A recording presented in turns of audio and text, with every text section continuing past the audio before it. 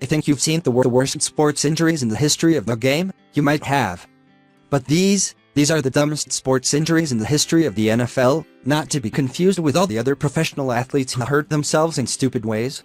Number 1. Plaxico Burress.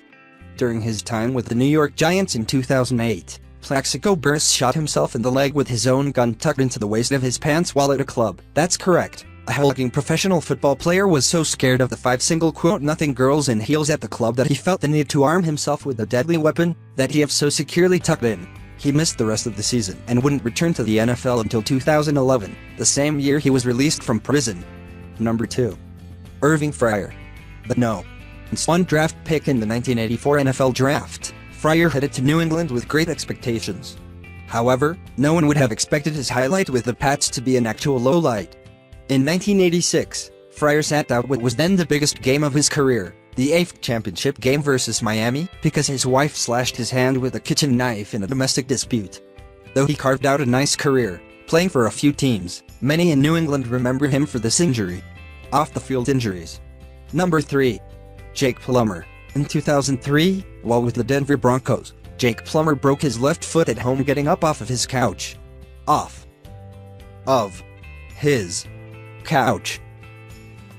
He missed a few weeks but returned that season and went on to a very good 2004 season and an incredible 2005 season. Let this be a lesson in couch safety to all of you less than pro athlete level sofa enthusiasts that accidents can happen at any time. Number 4. Derek Mason. While he was with the Tennessee Titans, Derek Mason broke a bone in his hand at a springtime charity golf event, just swinging the club. He missed some practice time, but did not miss any games the following season due to that incident. Recommended rehab included spending more time at the pool than on the links. Number 5. Brandon Marshall. After originally saying that he had slipped on a McDonald's bag and severely injured his arm in March of 2008, Brandon Marshall eventually confessed that he put his arm through his TV while playfully wrestling with his family. He didn't miss any games due to that injury the following season.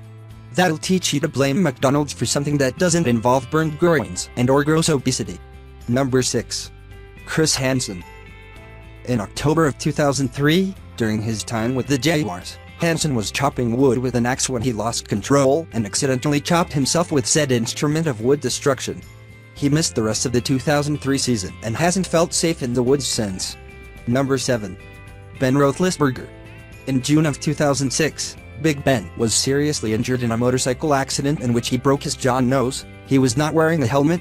He didn't miss any games due to that incident the following season and, as we all know, it didn't hinder his time with the ladies either. Number 8. Chase Blackburn. Chase caused significant damage and nearly punctured his eardrum with a cotton swab after being bumped into by a reporter in the New York Giants locker room in 2007. Though the injury cost him a trip to the hospital, it didn't cost him any playing time, just ridicule for his ear boo-boo. Number 9. Brian Grease. While playing for the Denver Broncos, Brian Grease tripped over his dog at his home and twisted his ankle. He missed some practice time, but didn't miss any games. No word on whether the dog sustained injuries to his body and/or ego.